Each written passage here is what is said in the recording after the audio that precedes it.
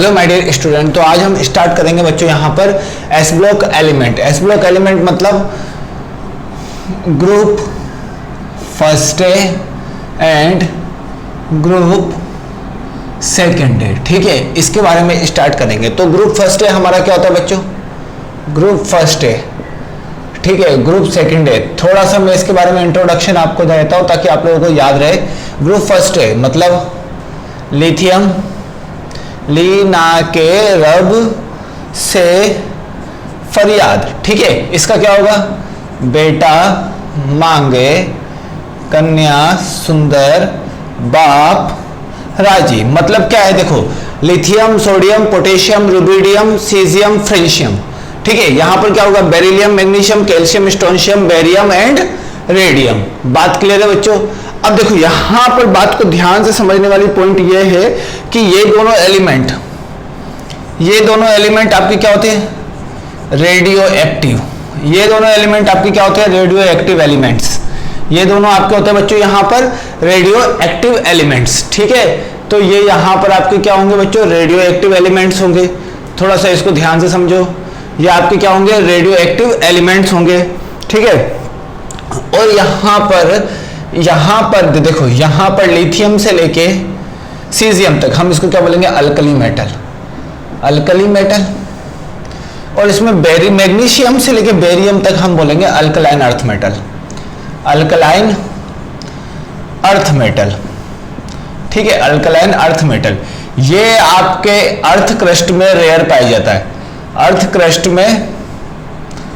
Crust में ये आपका रेयरली फाइंड आउट होने वाला एलिमेंट है, इसलिए आपको इसको अल्कलाइन अर्थ मेटल के फॉर्म में नहीं रखा जा, अल्कलाइन अर्थ मेटल की कैटेगरी में नहीं रखा गया है। सुनो ध्यान से, इसमें कोई इतना बड़ा रॉकेट साइंस नहीं है।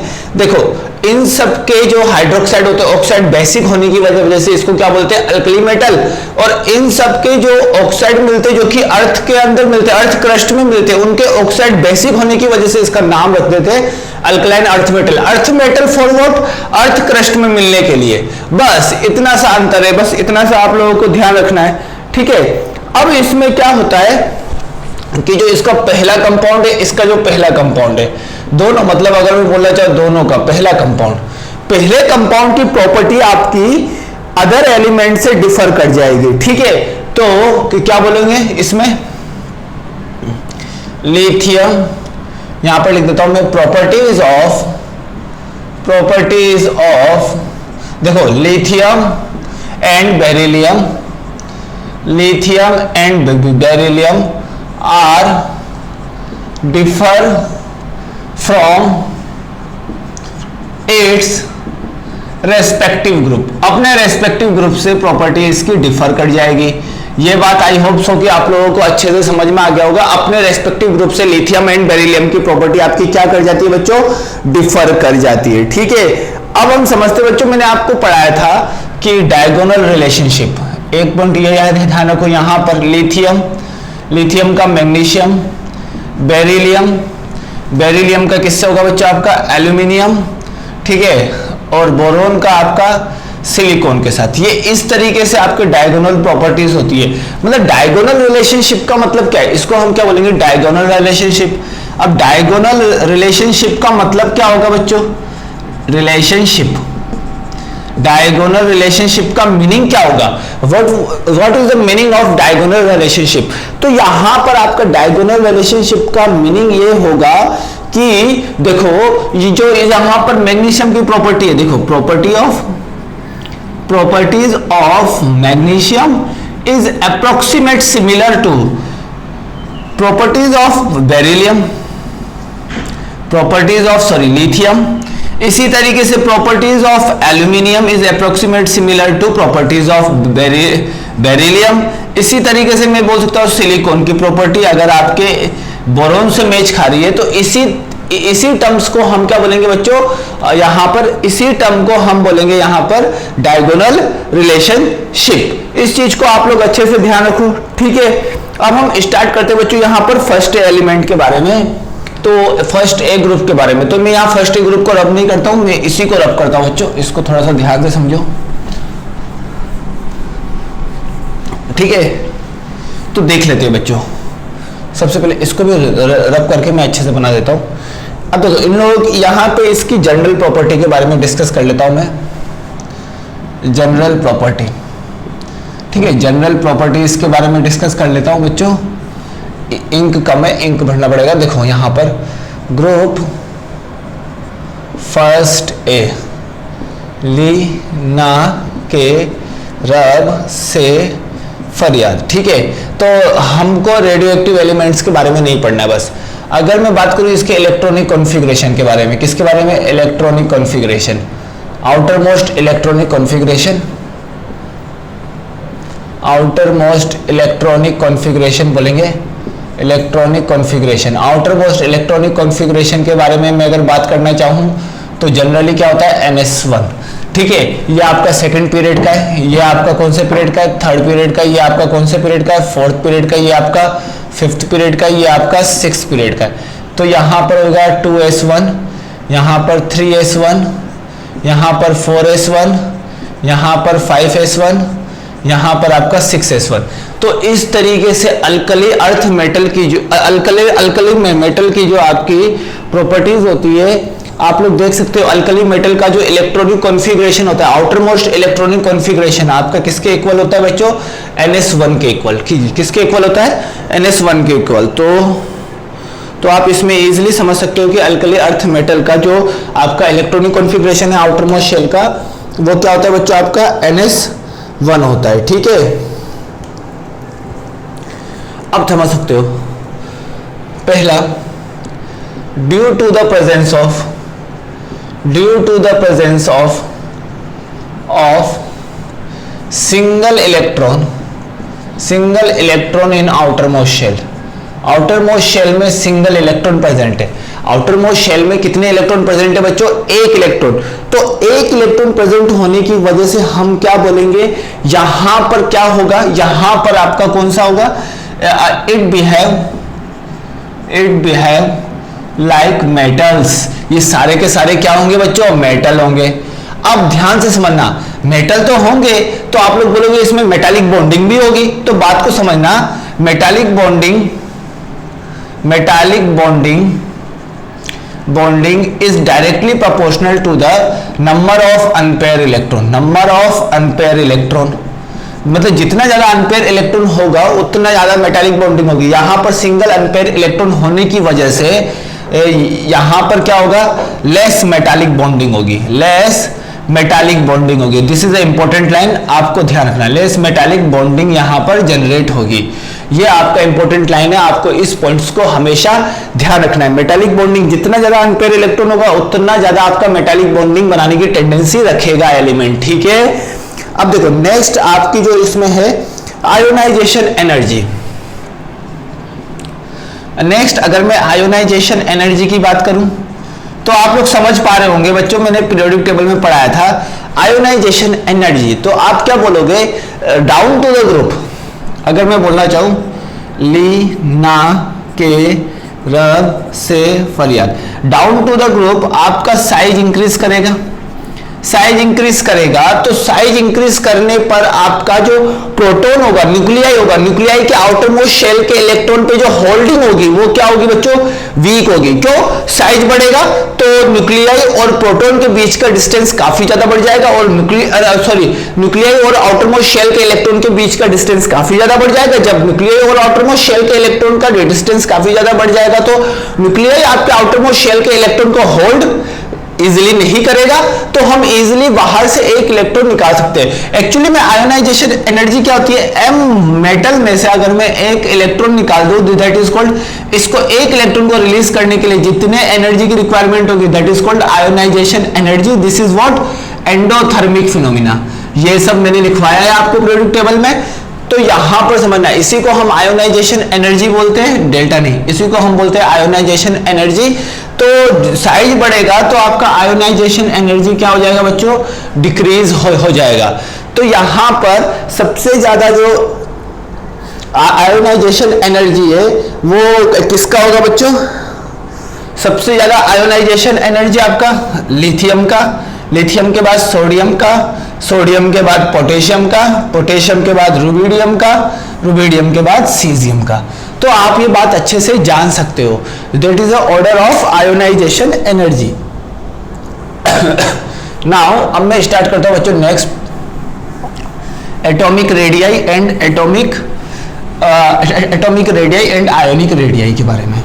तो समझते हैं, हम इजीली समझते हैं। देखो यहां पर देखो, atomic radii and ionic radii, ठीक है, atomic radii and ionic radii. क्या होता है atomic radii and ionic radii बच्चों? आप लोग समझ पा रहे होंगे कि अगर मैं डाउन टू द ग्रुप जाऊंगा, देखो डाउन टू द ग्रुप जाऊंगा तो क्या होगा, डाउन टू द ग्रुप जाऊंगा तो आपका एटॉमिक रेडियाई आपका इंक्रीज होगा, एटॉमिक रेडियाई आपका इंक्रीज होगा। क्यों होगा? इसका रीजन क्या है? Due to the addition of extra shell each step, extra shell in each step, मतलब हर स्टेप वाइज, मतलब एक नीचे जाएंगे तो एक्स्ट्रा शेल ऐड होता जाएगा, नीचे जाएंगे तो एक्स्ट्रा शेल आपका ऐड होता जाएगा, नीचे जाएंगे तो एक्स्ट्रा शेल आपका ऐड होता जाएगा। लेकिन अगर मैं बोलना चाहूं कि यहां पर आयोनिक रेडियाई के बारे में, तो आप लोग जानते हो जनरली जो एटम का रेडियाई होता है वो आपका बड़ा होता है एज कंपेयर टू कैटायन के रेडियस से, ठीक है। तो हमेशा अगर मैं बोलना चाहूं कि लिथियम का और लिथियम प्लस का, तो किसका रेडियाई बड़ा होगा? लिथियम का। इस तरीके से मैं समझ सकता हूं। या फिर मैं बोलूं सोडियम प्लस का रेडियाई बड़ा हो, सोडियम प्लस का रेडियाई छोटा होगा। तो ये तो था आपका आयोनिक रेडियाई के एग्जांपल। लेकिन आयोनिक रेडियाई अगर आपको बोला जाए कि अगर आपके आयोनिक रेडियाई में भी सेम ट्रेंड बोला जाए, lithium Na plus, K plus, Rb plus, Cs plus, these are gases state में, ठीक है। कोई ज्यादा दिमाग मत लगाना, ये आपका गैसेज स्टेट में। डाउन टू द ग्रुप जाएंगे, गैसेज स्टेट में नहीं, एक्वस नहीं होना चाहिए, बस इतना मान लो, एक्वस नहीं होना चाहिए। कौन सा नहीं होना चाहिए बच्चों?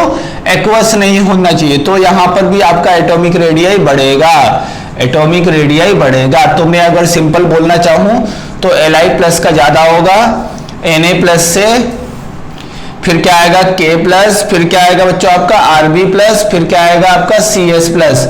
नॉट एप्लीकेबल फॉर, स्टेटमेंट लिखवा रहा हूं ध्यान रखना, not applicable for aqueous medium. ये एप्लीकेबल कौन से मीडियम में नहीं होगा बच्चों? एक्वस मीडियम में नहीं होगा। इस चीज को आप लोग ध्यान रखिए एटॉमिक रेडियाई के ऑर्डर को, ठीक है। यहां पर काफी सिंपल है, ठीक है। अब इसकी अगली property, this is the property number, ये अगला था। अगली प्रॉपर्टी के बारे में बता देता हूं बच्चों में, देख लेना। अगली प्रॉपर्टी इसकी क्या होगी? अगली प्रॉपर्टी काफी सिंपल है, काफी इजी है, काफी इजीली आप लोगों को समझ में आ जाएगी। Next property, they all are silvery white and soft metal, ठीक है। ये सारे के सारे आपके क्या होते हैं बच्चों? सिल्वरी वाइट होते हैं और सॉफ्ट मेटल होते हैं। सॉफ्ट मेटल होते हैं, सिल्वरी वाइट होते हैं। We can cut with knife, we can cut with the help of knife, with the help of knife, हम नाइफ के थ्रू इसको कट कर सकते हैं, ठीक है। अब ये सॉफ्ट मेटल क्यों होते हैं? मैंने पहले ही लाइन मैंने आपको बताया, ये आपका सॉफ्ट मेटल क्यों होता है? Due to the weak metallic bonding, due to the weak metallic bonding होने की वजह से ये आपके सॉफ्ट होते हैं। क्यों? क्योंकि इसमें एक ही अनपेयर इलेक्ट्रॉन होगा। जितना ज्यादा नंबर ऑफ अनपेयर इलेक्ट्रॉन होगा, उसकी मेटालिक कैरेक्टर उतना ज्यादा बढ़ता जाएगा। तो यहां पर वीक मेटालिक बॉन्डिंग होने की वजह से ये आपके सॉफ्ट मेटल होते हैं। और सॉफ्ट मेटल इतना सॉफ्ट होता है कि हम इसको इजीली कट कर सकते हैं, ठीक है। अब देखो अगला, हाईली रिएक्टिव। ये क्या होता है? हाईली रिएक्टिव होता है। हाईली रिएक्टिव क्यों होगा? क्योंकि इसकी आयोनाइजेशन एनर्जी काफी कम होती है। इसकी आयोनाइजेशन एनर्जी क्या होती है बच्चों? अपने ग्रुप में तो देखो ionization energy is so less, ionization energy is so less. अगर इसकी आयोनाइजेशन एनर्जी काफी कम होगी तो we can remove single electron very easily. तो हम यहां से एक इलेक्ट्रॉन को काफी इजिली निकाल सकते हैं। जब इजिली निकाल सकते हैं तो ये सारे के सारे क्या होंगे बच्चों, आपके हाईली रिएक्टिव होंगे। बात क्लियर है? हाईली रिएक्टिव मेटल होंगे तो क्या होगा बच्चों, ये hence highly reactive, hence tarnish in presence of air and water. मतलब O2 या वो वाटर के प्रेजेंस में ये क्या होगा बच्चों, इसका सरफेस आपका टर्निश हो जाएगा। सरफेस आपका क्या हो जाएगा बच्चों, इसका टर्निश हो जाएगा। क्यों टर्निश होगा? Due to the formation of oxide के ऑक्सीजन के साथ क्या बनाएगा, oxide. Due to the formation of oxide और वाटर के साथ क्या बनाएगा, एंड हाइड्रोक्साइड। मतलब आपका ऑक्साइड एंड हाइड्रोक्साइड बनाएगा, इस वजह से ये आपका क्या हो जाएगा बच्चों, टर्निश हो जाएगा। बात क्लियर है बेटा? ठीक है। अब देखो इसमें एक और पॉइंट मैं आपको लिखा देता हूं, due to the highly reactivity. देखो यहां पर due to the high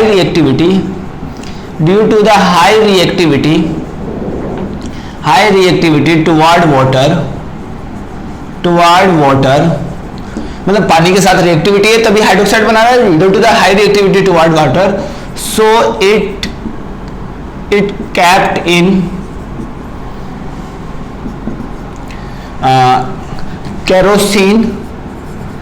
kerosene या फिर हम बोल सकते हैं पैराफिन। हम इसको किस में कैप्ट करते हैं बच्चों, केरोसिन या फिर हम लोग पैराफिन में इसको रखते हैं बच्चों। बस इतना सा आपको ध्यान रखना है। अभी जनरल प्रॉपर्टी खत्म नहीं हुई है, अभी काफी है, लेकिन ये काफी सिंपल प्रॉपर्टी जो आप लोगों को एक ही बार में 2-3 बार पढ़ने से याद हो जाएगी बच्चों। इनऑर्गेनिक केमिस्ट्री सबसे इजी केमिस्ट्री होती है as compare to physical and आपका ऑर्गेनिक केमिस्ट्री। ठीक है। अब देखो इसका क्या होगा, मेल्टिंग पॉइंट इज लो। क्यों मेल्टिंग पॉइंट कम होगा? Due to the weak metallic bonding. मतलब वीक मेटालिक बॉन्डिंग होने की वजह से इसका मेल्टिंग पॉइंट क्या होगा बच्चों, काफी कम होगा।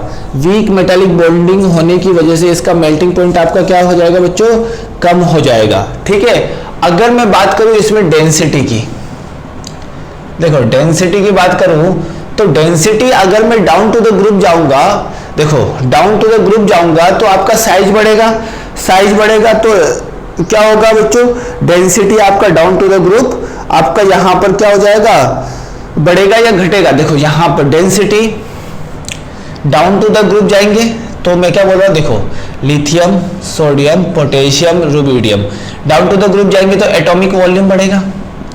अब देखो एटॉमिक वॉल्यूम बढ़ा, ठीक है, साथ में नंबर ऑफ इलेक्ट्रॉन भी बढ़े, तो आपका क्या हो जाएगा बच्चों, यहां पर डाउन टू द ग्रुप जाएंगे तो क्या होगा, डाउन टू द ग्रुप आपका डेंसिटी क्या हो जाएगा, डेंसिटी आपका बढ़ जाएगा, डेंसिटी आपका इंक्रीज कर जाएगा।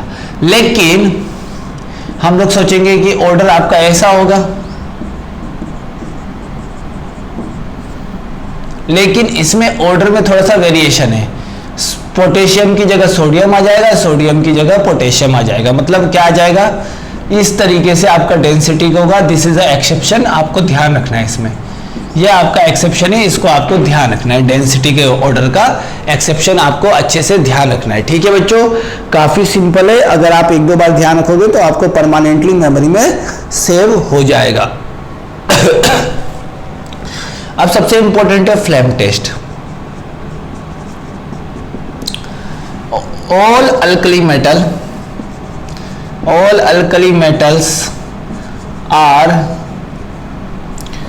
alkali metals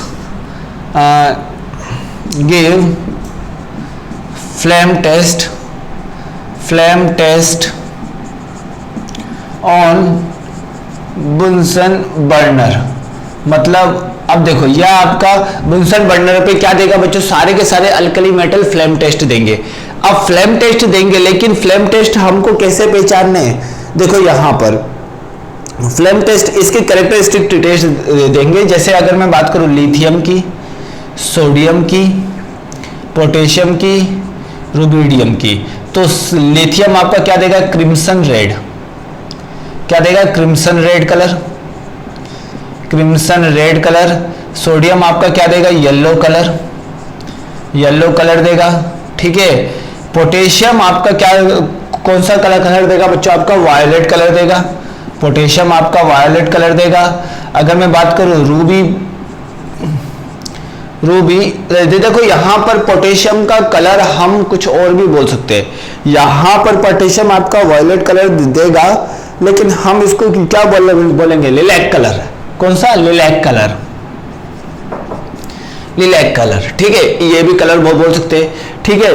ये आपका क्या देगा, रूबी वो वायलेट कलर, ठीक है। इस तरीके से कुछ कलर होते हैं बच्चों जो आपको ध्यान रखने, लिलैक कलर बोल देगा, या फिर यहां पर बोल देगा पेल वायलेट, या फिर ब्लू टाइप का कुछ बोल देगा। तो ये कलर आप लोगों को थोड़े से ध्यान रखने हैं, मगअप करने हैं। सीजियम का ब्लू कलर आता है, एक्चुअली में चेक कर लेना आप लोग एक बार, सीजियम का आपका ब्लू कलर होगा, चेक कर लेना आप लोग एक बार। जहां तक मुझे याद हो इसका कौन सा कलर आएगा बच्चों, आपका ब्लू कलर आएगा। तो इस तरीके से हमको इसके फ्लेम टेस्ट रखने। अब फ्लेम टेस्ट से हम कहीं पर भी आइडेंटिफाई कर सकते हैं कि इसके अंदर लिथियम है, किसी कंपाउंड के अंदर लिथियम होगा, सोडियम होगा, पोटेशियम होगा या रुबिडियम होगा। हम इसको आइडेंटिफाई करने के लिए फ्लेम टेस्ट का यूज करते हैं। हम क्या करते हैं बच्चों, फ्लेम टेस्ट का यूज करते हैं, ठीक है। अब देखो यहां पर बहुत ही इंपॉर्टेंट लाइन लिखाने जा रहा हूं बच्चों, आप लोग ध्यान से समझना, ध्यान से समझना। जनरल प्रॉपर्टी में काफी इंपॉर्टेंट लाइन होगा। Flame test is so important, flame test आपका काफी ज्यादा इंपॉर्टेंट होता है, ठीक है। Flame test is most important. अब देखो फ्लेम टेस्ट आपका मोस्ट इंपॉर्टेंट आपका क्यों होगा बच्चों, इसको बात को आपको समझना पड़ेगा, ठीक है। अब देखो यहां पर अदर टेस्ट जैसे आपके precipitation test and replacement of alkali metal test, replacement of alkali metal test. अब मैं आपको बता देता हूं अल्कली मेटल टेस्ट। देखो ध्यान से समझना, ये जो आपका फ्लेम टेस्ट होता है वो एक टाइप का आपका ड्राई टेस्ट होता है। दो टाइप के टेस्ट होते हैं बच्चों आपके। टेस्ट आपके कितने टाइप के होते हैं बच्चों, दो टाइप के होते हैं। एक होता है आपका ड्राई टेस्ट, ठीक है, एक होता है बच्चों आपका ड्राई टेस्ट, एक होता है बच्चों आपका वेट टेस्ट, ठीक है। एक होता है वेट टेस्ट, एक होता है ड्राई टेस्ट। तो ड्राई टेस्ट आपके फ्लेम टेस्ट होते हैं, और जो अदर टेस्ट होंगे वो आपके क्या होंगे बच्चों, वेट टेस्ट। अल्कली मेटल आपका क्या नहीं देगा बच्चों, यहां पर वेट टेस्ट नहीं देगा। वेट टेस्ट देने की टेंडेंसी नहीं रखता, ठीक है। क्यों नहीं रखता बच्चों, क्योंकि most of the alkali metals are soluble in water, ठीक है। H2O में सॉल्युबल होते हैं। Most of the alkali metals आपके सॉल्युबल होते हैं वाटर में, और वाटर में सॉल्युबल होने के बाद यहां पर क्या होता है बच्चों, ये आपका टेस्ट नहीं देगा। और ये अब ध्यान से समझना, ये सबसे ज्यादा इलेक्ट्रोपॉजिटिव होते हैं। देखो प्रेसिपिटेशन का तो आपको समझ में आ गया, प्रेसिपिटेशन क्यों नहीं देगा, ये आपका सॉल्युबल होगा। रिप्लेसमेंट क्यों नहीं देगा, तो समझते हैं अल्कली मेटल्स आर मोस्ट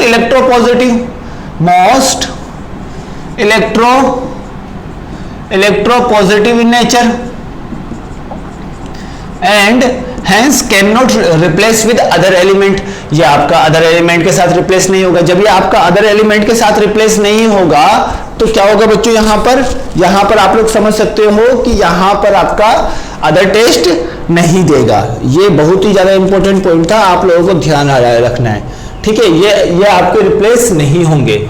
तो इस चीज को ध्यान से समझना, कितने टाइप के टेस्ट होते हैं, 2 टाइप के होते हैं। आपका फ्लेम टेस्ट क्या होता है बच्चों, ड्राई टेस्ट होता है। फ्लेम टेस्ट आपका क्या होता है बच्चों, यहां पर ड्राई टेस्ट होता है। अब देखो अगला point, hydration of alkali metal, ये मैंने पढ़ाया अभी है आपको, हाइड्रेशन ऑफ अल्कली मेटल, ये मैंने काफी डेप्थ में पढ़ाया था आपको, आप एक बार पीरियोडिक टेबल में देख सकते हो, ठीक है। आप लोग साथ साथ पीरियोडिक टेबल भी देखते जाना ताकि आपको याद हो जाए। हाइड्रेशन ऑफ अल्कली मेटल मतलब हाइड्रेशन का मतलब क्या है, पानी, मतलब हाइड्रेशन का मतलब क्या है, वाटर, वाटर के साथ। तो delta H of hydration is directly proportional to the charge upon radius, ठीक है। अभी हम कैटायन की बात करेंगे तो मैं कैटायन लिख रहा हूं केवल और केवल, ध्यान से समझना। अब यहां पर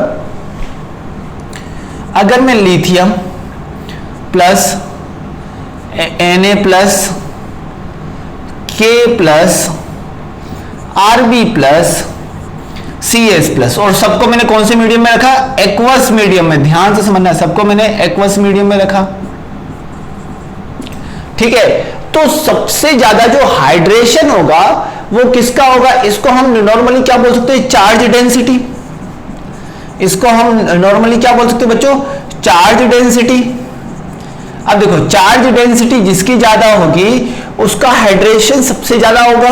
तो अगर मैं बोलना चाहूं यहां पर डिग्री ऑफ हाइड्रेशन, देखो यहां पर अगर मैं बोलना चाहूं डिग्री ऑफ हाइड्रेशन, तो डिग्री ऑफ हाइड्रेशन किसका सबसे ज्यादा होगा बच्चों, आप लोग बोल सकते हो लिथियम प्लस एक्वस में, फिर उसके बाद Na प्लस, फिर उसके बाद K प्लस, फिर उसके बाद आपका क्या हो जाएगा बच्चों Rb प्लस, फिर उसके बाद आपका क्या हो जाएगा Cs प्लस। डिग्री ऑफ मतलब सबसे ज्यादा हाइड्रेशन एनर्जी कहां डेवलप होगी, सबसे ज्यादा हाइड्रेशन एनर्जी यहां होगी। अब हाइड्रेशन एनर्जी का मतलब आप समझिए चार्ज डेंसिटी। अब यहां पर मैं आपको एक टर्म समझाता हूं, समझने की कोशिश करना बच्चों, अच्छे बच्चों आप लोग समझने की कोशिश करना, ठीक है। काफी इजी जाएगा चैप्टर ये, जितना आप लोगों ने सोचा नहीं होगा उससे ज्यादा इजी जाएगा चैप्टर ये। अब देखो हाइड्रेशन, जैसे मेरा लिथियम प्लस है, अब H2O, H2O, H2O, H2O, H2O, H2O, मतलब जितना ज्यादा चार्ज डेंसिटी होगा उतना ज्यादा H2O मॉलिक्यूल पास में आएंगे। उसी तरीके से मैं सीजियम का बनाता हूं, यहां पर H2O, यहां पर इस तरीके से H2O आ जाएगा पास, यहां पर इसके पास H2O, यहां पर इसके पास H2O, यहां पर इसके पास H2O। तो यहां पर देख सकते हो आप लोग, जितना ज्यादा चार्ज डेंसिटी होती है उतना ज्यादा H2O मॉलिक्यूल अटैक करेगा, और H2O मॉलिक्यूल उतना ज्यादा अटैक करेगा तो हाइड्रेशन रेडियाई आपका क्या हो जाएगा बच्चों, बढ़ जाएगा। हाइड्रेशन रेडियाई आपका क्या हो जाएगा, बढ़ जाएगा, और इसका हाइड्रेशन रेडियाई घट जाएगा। अब मैं एक चीज बता रहा हूं, इन जनरली मैंने आपको बताया था not applicable for aqueous condition, in aqueous condition, in aqueous condition, in aqueous condition, अब आपसे रेडियाई पूछेगा, इन एक्वस कंडीशन अब आपसे रेडियाई पूछेगा, तो रेडियाई आप क्या लिखोगे, लिथियम प्लस एक्वस की सबसे ज्यादा, मैंने आपको बता दिया था वहां पर, उसके बाद Na प्लस एक्वस की सबसे ज्यादा, उसके बाद आपका K प्लस एक्वस की सबसे ज्यादा, उसके बाद आपका Rb प्लस एक्वस की सबसे ज्यादा, उसके बाद Cs प्लस एक्वस की सबसे ज्यादा। तो इसकी हाइड्रेशन रेडियाई क्या होगी बेटा, बढ़ जाएगी। जितना ज्यादा डिग्री ऑफ हाइड्रेशन होगा उतना ज्यादा हाइड्रेशन रेडियाई बढ़ जाएगी। अब ये बताओ बड़ा एलिमेंट जितना बड़ा आपका रेडियाई होगा उतनी इसकी मोबिलिटी के बारे में आप जरूर जानते होंगे। मोबिलिटी क्या होता है, टेंडेंसी टू मूव। अब देखो मोबिलिटी किसकी ज्यादा होगी, देखो यहां पर देखो, जितना बड़ा होगा उतना उसको उसकी मोबिलिटी उतनी कम होगी। देखो जी, जितना बड़ा होगा मूव करने में उतनी प्रॉब्लम, जितना छोटा होगा मूव करने में उतनी आसानी, ठीक है। इसको फ्री स्पेस ज्यादा मिलेंगे, इसको फ्री स्पेस कम मिलेंगे। अगर मैंने किसी कंटेनर में ले लिया तो इसको फ्री स्पेस ज्यादा मिलेंगे, इसको फ्री स्पेस कम मिलेंगे, तो ये ज्यादा मोबाइल होगा as compare to this. So that's why अगर मैं बोलना चाहूं आयोनिक मोबिलिटी मोबिलिटी, तो मैं क्या बोल सकता हूं, inversely proportional to the hydration radii. ये सब मैंने पढ़ाया हुआ है, फिर आपको आया है तो आप एक बार पीरियोडिक टेबल खोल के वापस से उस कंसेप्ट को रिवाइज करें और आपको ही बेनिफिट मिलेगा। ठीक है, तो आयोनिक मोबिलिटी का ऑर्डर क्या आएगा बच्चों? अब देखो आयोनिक मोबिलिटी का ऑर्डर क्या आ जाएगा, ये आ जाएगा। ठीक है, अब अगर मैं बोलना चाहूं, जो जितना ज्यादा मूव करेगा उसकी इलेक्ट्रिसिटी कंडक्टिविटी उतनी ज्यादा एनहांस होगी। जो जितना ज्यादा मूव करेगा उसकी कंडक्टिविटी उतनी ज्यादा बढ़ेगी या घटेगी?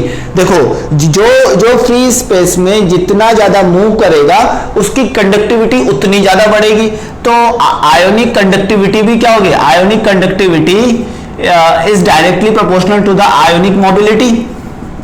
आयोनिक मोबिलिटी, अब आयोनिक मोबिलिटी जितनी ज्यादा बढ़ेगी उतनी ज्यादा कंडक्टिविटी बढ़ेगी। तो लिथियम प्लस एक्वस की कंडक्टिविटी ज्यादा होगी as compare to Na plus aqueous, as compare to K plus aqueous, as compare to Rb plus aqueous, as compare to Cs plus aqueous. I hope so कि आप लोगों को समझ में आ गया होगा। तो फाइनली मैं क्या बोल सकता हूं, ionic conductivity is inversely proportional to the hydration radii. ये आप लोग समझ सकते हो। अगला जो मोस्ट इंपोर्टेंट जो इसकी प्रॉपर्टी है वो क्या है बच्चों? Solubility in ammonia. Solubility in ammonia, तो इस बात को ध्यान से समझना। अगली जो मोस्ट इंपोर्टेंट प्रॉपर्टी है वो क्या है बच्चों? इसकी सोल्युबिलिटी इन अमोनिया। तो देखते हैं बच्चों यहां पर सोल्युबिलिटी इन अमोनिया। अमोनिया में इसका सोल्युबिलिटी मतलब NH3 में। बेटा ये सबसे ज्यादा इंपॉर्टेंट है, ये मैं आपसे ऑर्गेनिक केमिस्ट्री में वापस से पूछूंगा। ऑर्गेनिक केमिस्ट्री में मैं आपसे वापस से पूछूंगा। इफ अगर मैंने पढ़ाया तो मैं पक्का पूछने वाला हूं बच्चों। जहां जहां मैं जो पॉइंट लिख रहा हूं वो पॉइंट वहीं जाके टकराएगा आपसे, वहीं जाके मिलेगा। और ऑर्गेनिक केमिस्ट्री में सबसे पहला चैप्टर आपको हाइड्रोकार्बन में ही मिलने वाला है ये पॉइंट। ठीक है, हाइड्रोकार्बन में ही मिलने वाला है और एडवांस इसको छोड़ेगा नहीं, एडवांस घुमा के क्वेश्चन पूछेगा। तो आप उसके लिए तैयार हो जाइए पहले से। ठीक है, सोल्युबिलिटी इन अमोनिया। अमोनिया कैसा होगा बच्चों? लिक्विड टाइप का। कौन सा होगा? लिक्विड होगा, लिक्विड अमोनिया। ठीक है, लिक्विड अमोनिया की बात कर रहा हूं मैं। तो सोल्युबिलिटी इन लिक्विड अमोनिया। अब देखो यहां पर क्या आएगा? यहां पर हम बोल सकते हैं कि देखो मैं आपको रिएक्शन लिखाता हूं। जैसे M है, M से एक इलेक्ट्रॉन रिलीज हुआ, M प्लस और इलेक्ट्रॉन। ठीक है, अब देखो M क्या होगा? M plus X NH3। मैं आपको सिंपल रिएक्शन लिखा रहा हूं, आप NCERT में देखोगे तो आपको समझ में नहीं आएगा। ठीक है, NH3X और इलेक्ट्रॉन प्लस Y NH3। ठीक है, अब देखो यहां पर प्लस साइन आ जाएगा। अब यहां पर इलेक्ट्रॉन NH3 Y और यहां पर टोटल माइनस साइन। ठीक है, इस तरीके से आपका कुछ बनाता है। अब देखो अभी आप लोग बस इतना जानो कि ये ऐसा कुछ बनाता है। ठीक है, अब देखो अल्कली मेटल आपका अमोनिया में सोल्यूबल होगा। सबसे पहला पॉइंट, अल्कली मेटल आपका क्या होगा? अमोनिया में सोल्यूबल होगा। अमोनिया में सोल्यूबल होने से यहां पर क्या बनाएगा बच्चों? अमोनिया के साथ अगर कोई भी मेटल होगा तो वो क्या बना देगा? Ammoniated metal. क्या बना देगा? Ammoniated metal. ठीक है, ये बना देगा। और साथ में इसके देखो वहां M था तो इसलिए मैंने मेटल लिखा। अगर वहां इलेक्ट्रॉन होता तो मैं क्या लिखता? Ammoniated electron. Ammoniated electron. तो देखो अब देखो यहां तक आपको समझ में आ गया होगा कि सिंपल अगर मैं नेट रिएक्शन लिखना चाहूं तो नेट रिएक्शन मुझे क्या मिलने वाली है बच्चों? इलेक्ट्रॉन से इलेक्ट्रॉन गया, M प्लस से M प्लस गया, तो क्या आ गया? M X plus Y NH3 gives क्या आ जाएगा बच्चों? M NH3X plus E NH3Y। ये हो गया आपका नेट रिएक्शन। इस चीज को आपको ध्यान रखो। ठीक है, इसका मतलब क्या होता है? Alkali metals are soluble in liquid ammonia. Alkali metals are soluble in liquid ammonia. Alkali metals आपके लिक्विड अमोनिया में सोल्यूबल होंगे। अब अल्कली मेटल्स अगर आपके लिक्विड अमोनिया में सॉल्युबल होंगे तो क्या होगा, most important thing is that कि क्या होगा। ठीक है, अब मैं आपको बताता हूं यहां पर आपका कौन सा मतलब प्रोसीजर चालू होने वाला है। ठीक है, इस चीज को ध्यान से समझना। अगर अल्कली मेटल आपका इसके अंदर सॉल्युबल होगा तो क्या होगा, इस चीज को समझना। यहां रब कर दो, हाँ ये वाला पॉइंट, चलो ठीक है, आप इस चीज को ध्यान रखो, दो कंपाउंड, ठीक है, दो कंपाउंड को ध्यान रखो। अब देखो अल्कली मेटल जब आपका इसके अंदर सॉल्युबल होगा तो मैं आपको बता देता हूं क्या क्या हो सकता है। तो क्या बना था, ये बना था। अब अल्कली मेटल में ये बना था, इसकी वजह से क्या क्या होगा, इलेक्ट्रॉन अकेला है, इलेक्ट्रॉन अकेला हुआ तो इसका मतलब पैरामैग्नेटिक नेचर आ जाएगा। कौन सा नेचर आएगा, पैरामैग्नेटिक नेचर आएगा सॉल्यूशन में, पैरामैग्नेटिक नेचर आ जाएगा सॉल्यूशन में। ठीक है, सॉल्यूशन में आपका पैरामैग्नेटिक नेचर आ जाएगा, पहला पॉइंट हम बोल सकते हैं। अब पैरामैग्नेटिक नेचर आएगा तो ये अनपेयर इलेक्ट्रॉन है तो कलर भी शो करेगा। दूसरा पॉइंट देखो, जब भी अनपेयर इलेक्ट्रॉन होगा तो पैरामैग्नेटिक नेचर होगा, और मैंने आपको बताया था कि कैसे निकालते हैं, आप लोगों ने उसमें भी पढ़ा होगा एटॉमिक स्ट्रक्चर में, N+2 बोर मैग्नेटॉन।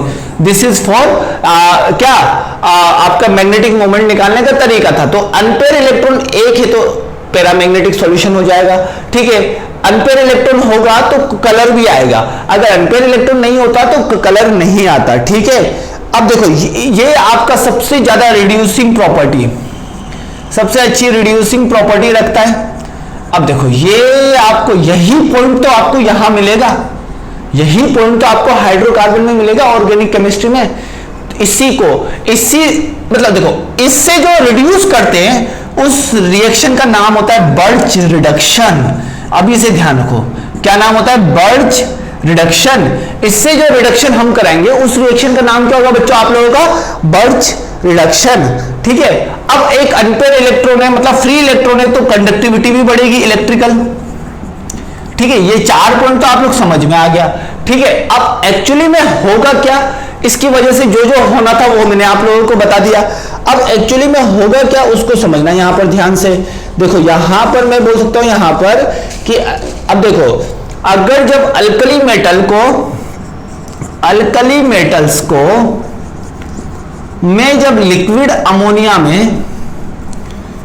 अमोनिया में डालता हूं तो आपका ब्लू कलर का सॉल्यूशन निकलेगा, ब्लू कलर सॉल्यूशन आपका डेवलप होगा। ये चीज आप लोगों को समझ में आ गई होगी। लेकिन जैसे ही मैं अल्कली मेटल की कॉन्सेंट्रेशन को एनहांस करता हूं, मतलब जैसे ही मैं अल्कली मेटल के कॉन्सेंट्रेशन को बढ़ा दूंगा तो यहां पर समझना, as we increase the concentration of alkali metal, जैसे ही मैं अल्कली मेटल के कॉन्सेंट्रेशन को बढ़ा दूंगा तो आपका क्या होगा, मेटल है। ठीक है, मेटल है। अब मेटल आपका अमोनिया के साथ तो रिएक्ट करेगा लेकिन इस तरीके से नहीं, इस तरीके से NH3 और यहां पर मेटल अमाइड बना देगा। क्या बना देगा, मेटल अमाइड, और साथ में half of hydrogen gas release कर देगा। क्या कर देगा, मेटल अमाइड बना देगा और साथ में half of hydrogen gas release कर देगा। इस वजह से सॉल्यूशन अपनी पैरामैग्नेटिक कैरेक्टर को लूज कर देगा, पैरामैग्नेटिक कैरेक्टर को क्या कर देगा, लूज कर देगा। ठीक है, पैरामैग्नेटिक कैरेक्टर को लूज कर देगा और सॉल्यूशन आपका कैसा हो जाएगा बच्चों, कॉपर की तरह ब्राउन कलर का, कॉपर की तरह कौन सा कलर, ब्राउन कलर। बस इतना आपको ध्यान रखना है, ये काफी इजी था। देखो ये वाला पॉइंट आपसे अक्सर बहुत ही ज्यादा इंपॉर्टेंट है as a examination point of view. Reason is that कि ये आपको 3-4 बार टकराएगा, और 3-4 बार टकराएगा। जो चीज आपकी केमिस्ट्री में 2-3 बार टकराती है वो तो आनी होती है, उसके अलावा और भी पॉइंट आते हैं, लेकिन 2-3 बार जो चीज आएगी, जैसे केमिकल बॉन्डिंग का हर चैप्टर में यूज है तो वो तो सबसे ज्यादा इंपॉर्टेंट हो गया। इसी तरीके से इसका कहीं ना कहीं ऑर्गेनिक केमिस्ट्री में यूज है, तो यहां से क्वेश्चन बनता है, हर साल बनता है और बड़ा प्यारा क्वेश्चन बनता है और मार्क्स लेके चला जाता है। तो देखो ये वाला क्वेश्चन अभी तक नहीं आया है, ये वाला क्वेश्चन अभी तक जेईई ने नहीं पूछा है, ये वाली लाइन। तो आप लोगों को इस वाली लाइन को स्ट्रॉन्ग कर लेना है।